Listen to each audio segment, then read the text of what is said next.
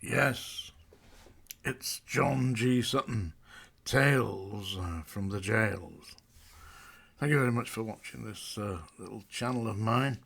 Do subscribe and like if it's any good. I don't know, I just do my best. Anyway, I want to talk a little bit. Somebody asked me questions here, yeah? In the comments, and somebody sent me a message saying, what did I most find objectionable about working in the prisons? Well, I'll deal with that because, don't forget, we're going back some years now, but I found that the long hours were ridiculous. And the Prison Officers Association, representing the management, of course, not the staff, they'd agreed with the governor that we could have a thing at Manchester that they called compulsory overtime.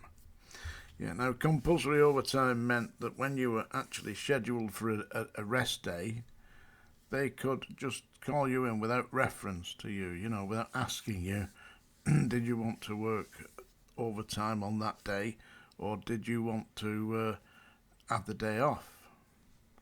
They didn't ask you, just automatically you were called in and to work your rest day. So you didn't get a day off.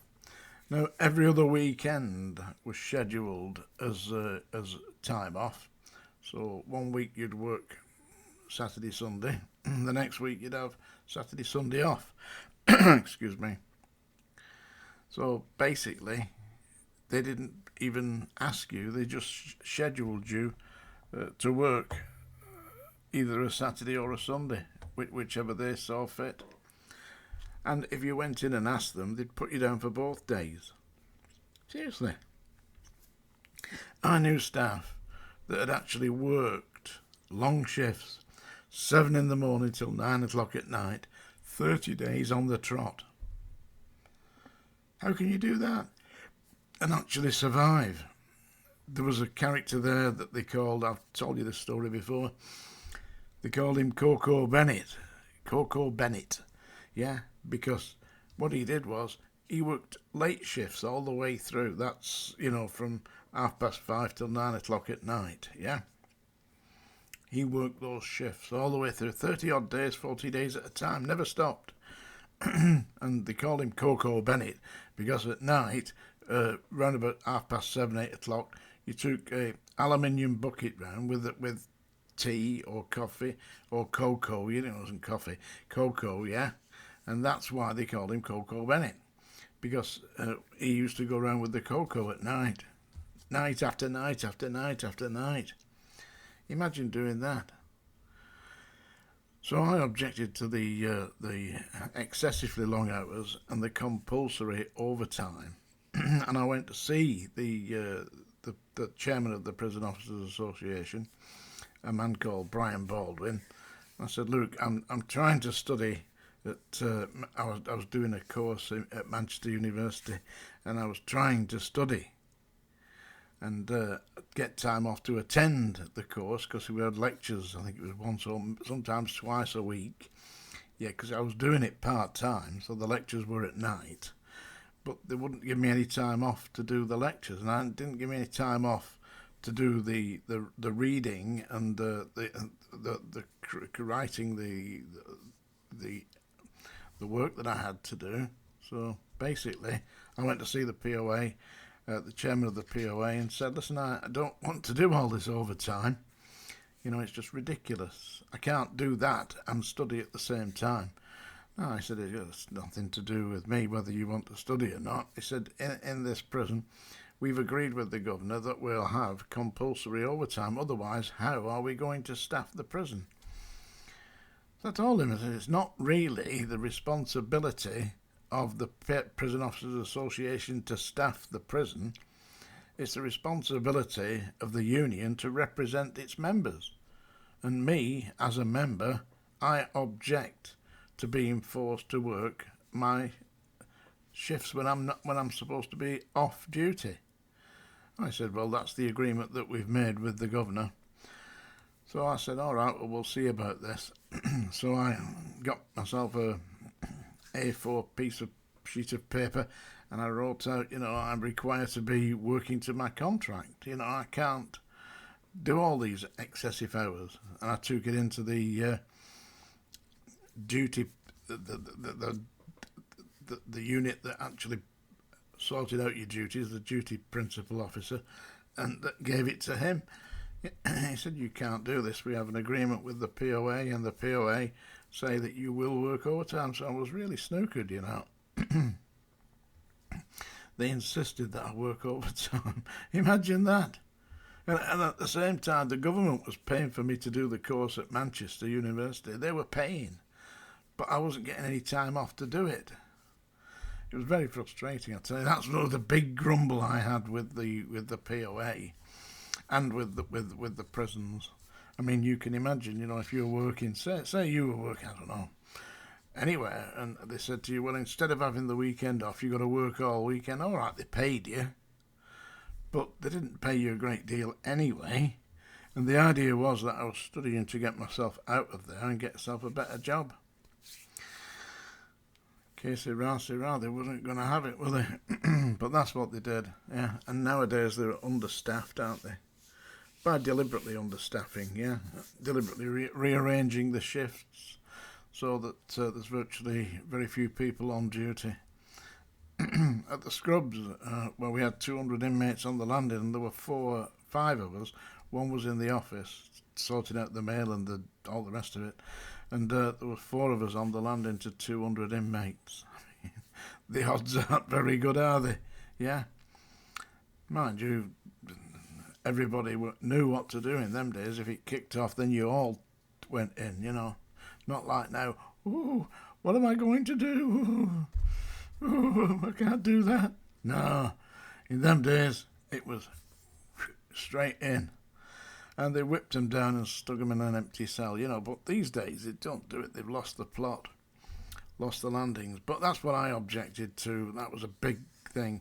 And any complaints that you had, and you went to the POA, the Prison Officers Association, you got to remember, I had to remember that they were the management. So I was complaining to the management about the management. How stupid is that?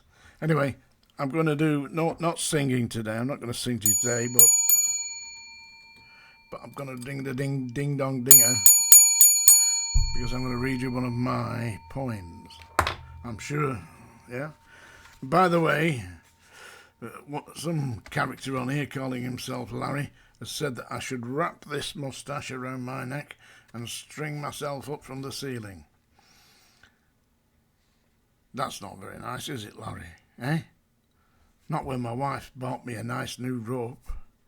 Anyway, I'm going to read you a poem here. Yeah, there we go.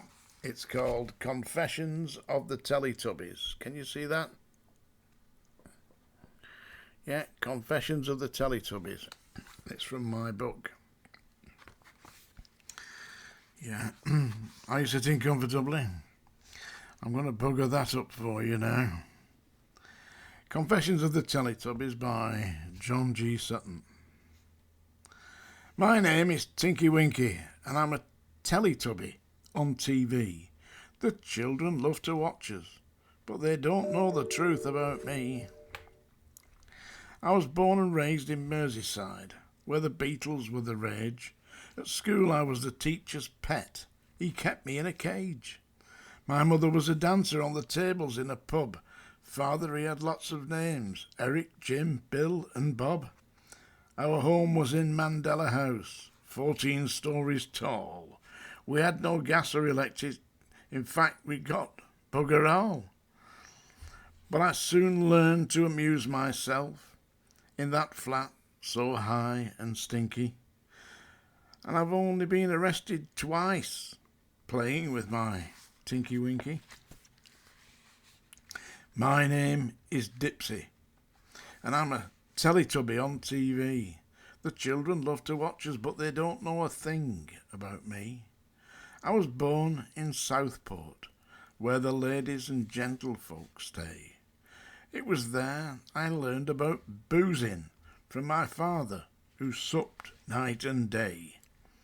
I started by nicking his empties and swigging the dregs he had left, then progressed at knocking back egg flip.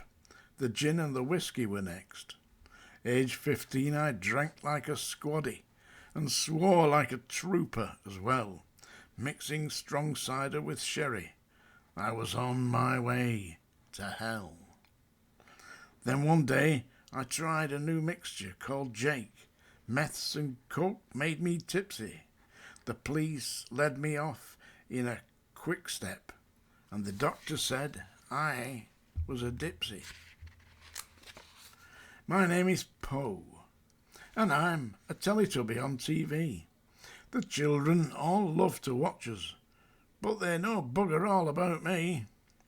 I was born to a lord and lady, silver spoon fed, coat of arms. My early days spent at Eton taught me to use all my charms. Then on to read history at Cambridge, bedding the dean and his wife. The world really was my oyster. I opened it up with a knife.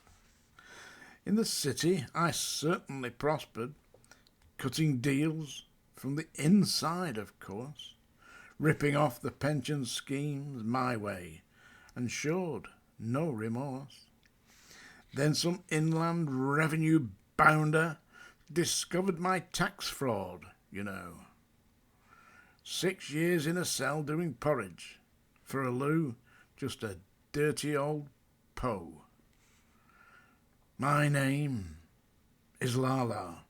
I'm a Teletubby on TV.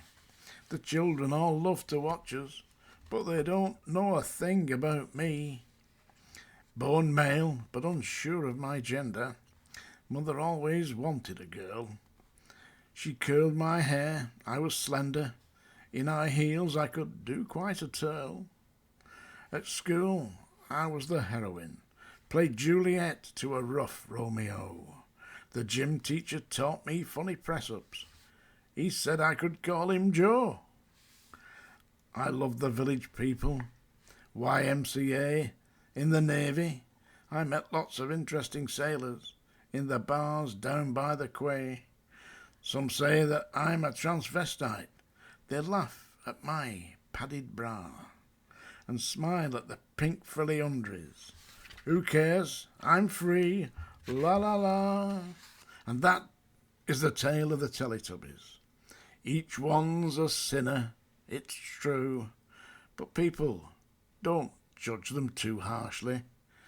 They can't be much worse than you. Anyway, there you go. Confessions of the Teletubbies by John G. Sutton. Thank you for watching this little channel here. Do like and subscribe, whatever it is that you do. And I'll be back.